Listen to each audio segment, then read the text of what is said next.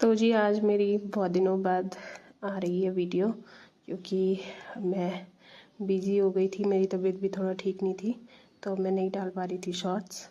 तो आज ही डाल पाई हूँ मैं। इनका नहीं, कंटिन्यू करना चाहिए, कोई चीज़ ऐसे बीच में नहीं छोड़नी चाहिए। तो आज सुबह कर लिया था मैंने पहले झाड़ू, और फिर कर लिया था किचन साफ़, और फिर ये धो दिए थे बर्तन, और फिर उसके बाद मैंने मार लिया पोछा, क्योंकि आजकल गंदगी बहुत हो जाती है। और देहरादून में आजकल मौसम फिर से ठीक होने लगा है, कभी कभी धूप हो रही है और कभी कभी बारिश हो रही है, लेकिन इस बार ज़्यादा गर्मी पड़ी नहीं, लेकिन जब पड़ती है तो बहुत ज़्यादा पड़ती है। और आज तो धूप थी, तो जब धूप पड़ती है तो दिन में इतना गर्म होता है, 2 से 5 बजे तक के बीच में तो बहुत गर्मी होने लगी है। और फिर किचन का काम निपटा के फिर मैंने मार लिया था पोछा, और फिर मैं नहा धो गई थी।